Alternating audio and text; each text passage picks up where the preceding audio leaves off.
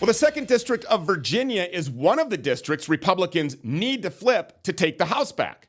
According to the Cook Partisan Voting Index, it's exactly in the middle ideologically. There are 217 House seats that are more conservative and exactly 217 that are more liberal. It voted for Donald Trump in 2016, but allegedly it backed Joe Biden in 2020. It's currently held by a Democrat who only captured that seat in 2018. But you know and I know that it's not enough to just elect any idiot who runs with an R next to their name. Vernon Jones, case in point. That guy is a sexual deviant, an anti-white parasite, and a Clinton liberal Democrat. That's not what we need. On top of it, he's a liar. We don't need any of those either. What we really need is actual America First candidates who will vote to stop and then roll back the demented insanity of the communist left. And that means, in many cases, rejecting the candidates the GOP establishment wants to ram down our throats. They too also are communists. The Republican the Virginia GOP wants you to vote for next year in the 2nd District is State Senator Jen Kiggans. Why do they want her? Well, probably because she's a communist and a complete pushover. Last year, Kiggans voted for a Democrat-backed bill that required all schools in the state to let men into women's bathrooms if they wanted. And we just saw the inevitable result of that thinking in Loudoun County, where a gender-fluid freak show in a skirt went into the bathroom and raped a little girl, and then was simply just transferred to another school so he could assault another student. Jen Kiggans proudly voted for all of that. And now the Virginia GOP wants you to vote for her. Forget it. Fortunately, other options exist. Now, Jarome Bell is also running in the Republican primary for the 2nd District. He's a Navy veteran. He says his top issues are America First, election integrity, and securing the border, among other things.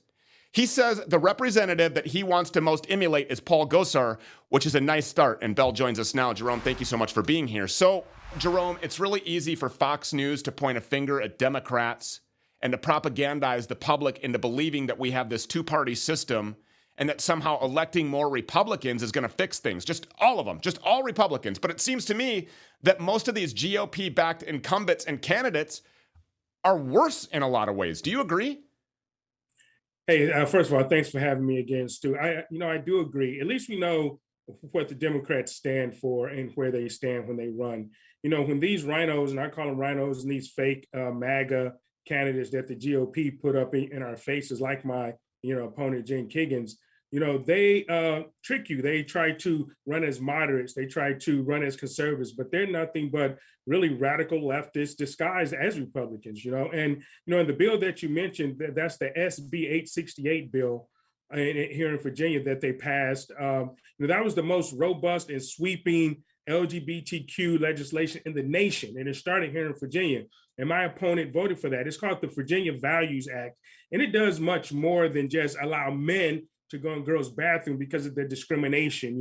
It also attacks every Christian, of their religious belief and their religious values. Because if a Christian, let's say, decides not to want to bake a cake, a business owner not want to bake a cake, now a transgender person, let's say, can actually sue that person for discrimination here in Virginia. Or if a woman tells a biological man that he doesn't want him to come into the bathroom with her, she can now be sued for discrimination by a transgender. And it was not only my opponent, Jen Kiggans, but it was 8 other Republicans that voted for this same bill. And this laid the groundwork for what happened up in Loudoun County to that little girl.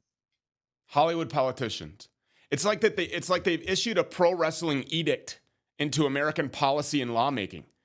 It's like they all know the outcome in advance, and everything getting there is all just theater. It's fake. Some of these most prolific so-called heavy hitters are embracing their celebrity more than they are doing the people's work. They're grifting. They're making a ton of money and claiming to be Republican, even hijacking the America First mantra. I mean, do you see this as seriously problematic? I really do, because the people actually tried to trust these people. I ran on America First platform last year, probably one of the only candidates that ran on America First and that was backing Donald Trump, President Donald Trump, from the beginning. When it wasn't popular. Now, he won the race in 2016. He came to run in 2020. Of course, we know what happened with that. But since it was popular, these people want to try to steal it and want to try to hijack it, basically like hijacking any other movement, civil rights movement, or anything like that Marxists and communists try to do. And it's a whole list of bills that my opponent voted for. As far as like HB 618. It's a hate crime bill for transgenders. Okay, she voted yes for that. The last time I checked, the hate crimes really encompass the entire nation. Why does one section of the population get a hate crime bill? Last time I checked, the black people were the most persecuted and prosecuted people here in America, but we have yet to receive a hate crime bill.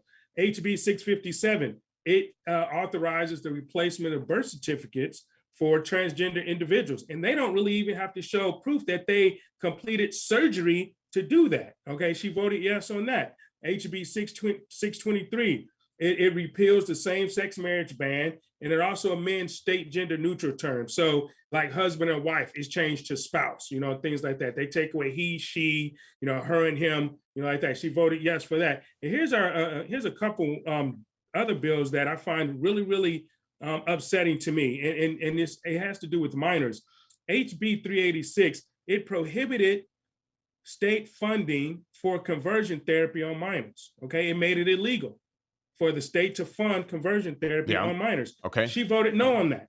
She voted no on that bill. Also, there's a bill, SB 245, which prohibited conversion therapy on minors.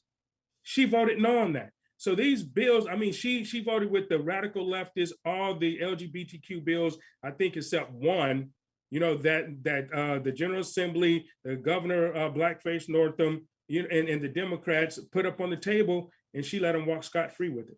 This is going on all over the country, but particularly in Virginia with this Jen Kiggans, how can she even claim to be a Republican? I don't understand who it is in Virginia that she thinks she's pulling the wool over their eyes. She's a Democrat. That's what she is. She's a progressive radical running on a Republican ticket. Why is this being allowed to happen? Are these people just saying, well, we know that the Republican Party, the GOP, the RNC is all in shambles, so we're just going to go infiltrate it right now? Is it kind of like a weakened military and then a physical kinetic invasion by an adversarial country? Is that kind of what's going on here?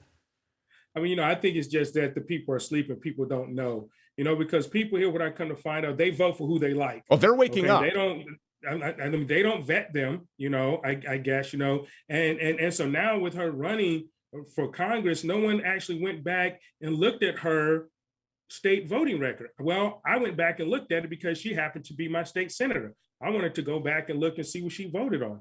And I saw that she's progressive, a progressive left, like you say, Democrat, and not really a true conservative and Republican at all. And also another bill that she voted on, HB 995.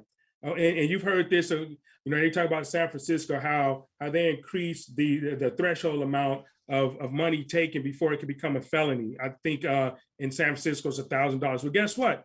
That bill passed in Virginia too. It was $500, and they bumped it up to $1,000 before. So a criminal can come and take $1,000 of your stuff now before it becomes a felony. She voted yes for that. So she did a disservice to the public, and really made it hard for the police as well. She's legalizing crime, basically making shoplifting lawful in Virginia. Absolutely. And taking a knee and bowing down to LGBTQ radical things. This isn't, so many people are like, well, I'm not against gays. Well, neither am I. But I don't want some dude walking into the bathroom where my daughter is using the bathroom in privacy and then assaulting her. And we predicted that these things were going to happen, and we were called conspiracy theorists, tinfoil hat wearing, right-wing extremists, anti-gay, bigoted, misogynists. But it's happening. The reality is that this is actually happening, and it's as a result of Jen Kiggans' legislation. And you're right. You looked into it because you are her constituent, but you also looked into it for obvious reasons. You're now her opponent. But people need to really, if you're going to claim to be a part of this great awakening, then you better get into the law, get into the books, get into these voting records, and look at who specifically is voting for what, because that R next to their name means nothing. It's wolves in sheep's clothing. I'll give you the final words. And absolutely. What I would suggest to the constituents, and before you vote for anybody, just go and check their voting record, especially if they have a voting record. If they're already representing you, you can go and check their voting record and see who they are. And my dad told me a long time ago, when a person show you who they are, believe them. Jen Kiggins has showed us exactly who she is by her voting record, and people need to believe that. People need to believe her and see that she's a progressive leftist, and she really has helped the Democrats secure all of this, I would say ultra violent, legislation here in Virginia.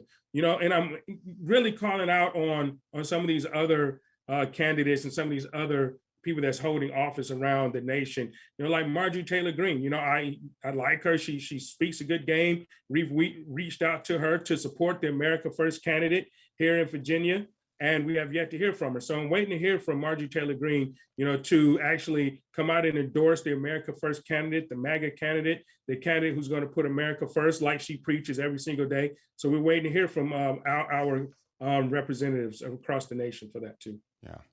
And stop donating through this WinRed. Don't give any money to the GOP and trust that they're going to do the right thing with it. For example, the GOP, I know you've been getting the emails because I have, sending out Ronna Romney emails about election integrity. The president himself, Donald Trump, went to her for $2 million to fund audits around the country, and she told him no. Well, they used his name to raise all of the money, even after the president sent them a cease and desist saying, don't use my name anymore. They did anyway. They gave him the finger. They did it anyways.